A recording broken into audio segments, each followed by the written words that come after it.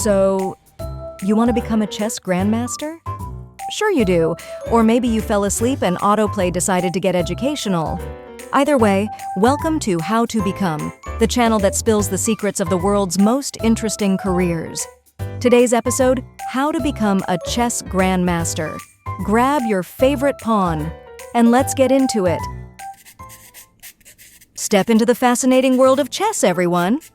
For those who think chess is just an excuse for old men to yell at each other in the park, let's set the record straight. Chess is a mental duel where two players face off, aiming to checkmate the opponent's king. It's like a brainy boxing match, minus the bruises and sweaty gloves. For centuries, it's been the ultimate test of wit and strategy, captivating minds from Benjamin Franklin to Arnold Schwarzenegger. Hasta la vista, baby. So what's the big deal about being a chess grandmaster? It's the highest honor given by FIDE, the International Chess Federation, to players who've mastered the game. It's like having a PhD in chess, but way cooler. By 2024, there are around 1,700 grandmasters globally. But before you start dreaming of glory, let's take a journey through the history of chess and grandmasters. Chess has ancient roots, originating in 6th century India under the name Chaturanga. This early version of the game made its way to Persia as shatranj and eventually to Europe during the Middle Ages. Over centuries, chess evolved into the game we know today, a delightful mix of strategy and headaches. The title of Grandmaster, though, is a more recent addition. The term was first coined in 1914 by Russian Tsar Nicholas II when he decided that the top 5 players at the St. Petersburg tournament deserve a distinguished title. This idea became official in 1950 when FIDE formally adopted the Grandmaster title. So yes, it's kind of a big deal. So you're set on becoming a chess grandmaster? Let's dive into the essential steps. First, start early, because if you're not a prodigy by age 5, are you even trying? Next, surround yourself with worthy opponents or join a chess club to sharpen those skills.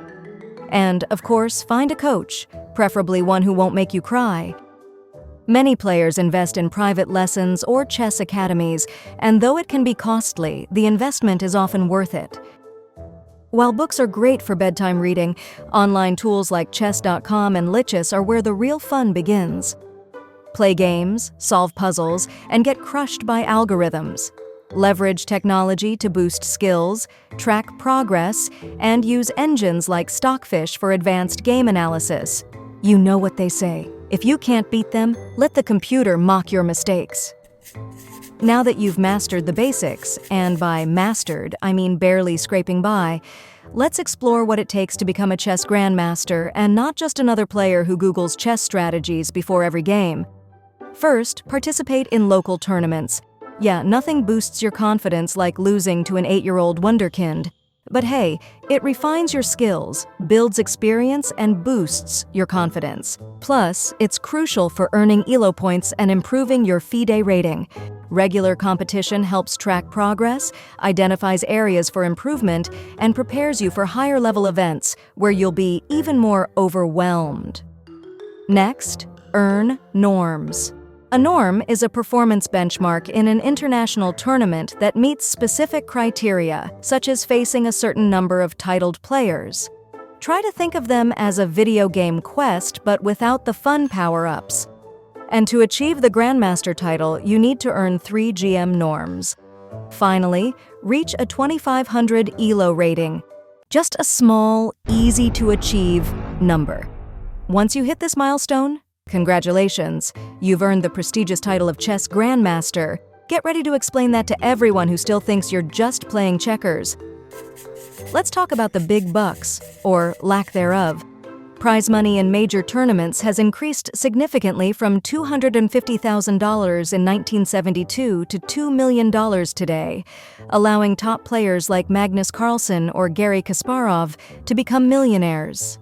However, making a living solely from chess is still as difficult as checkmating with just a king.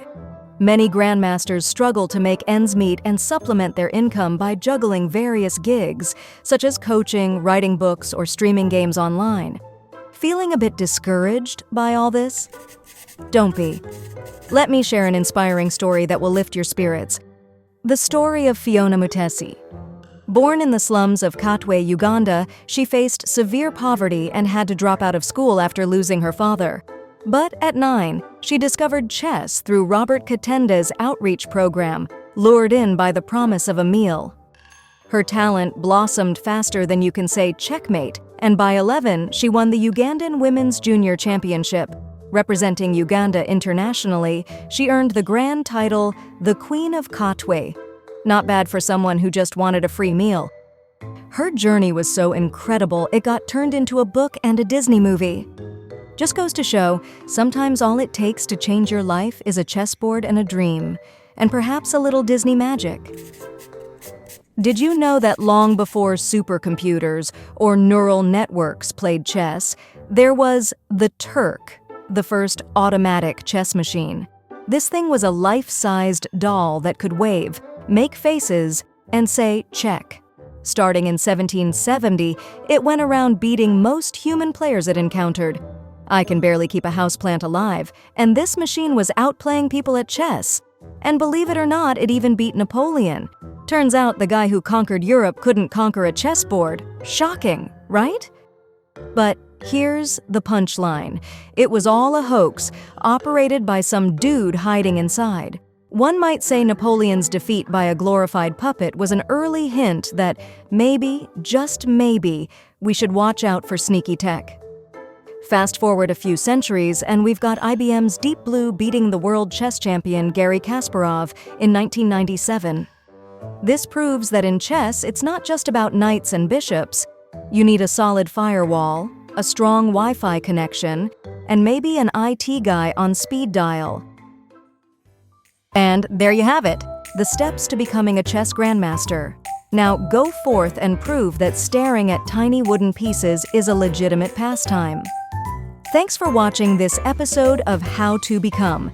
If you're curious about other chess-related jobs, you can read more by going to the link in the description.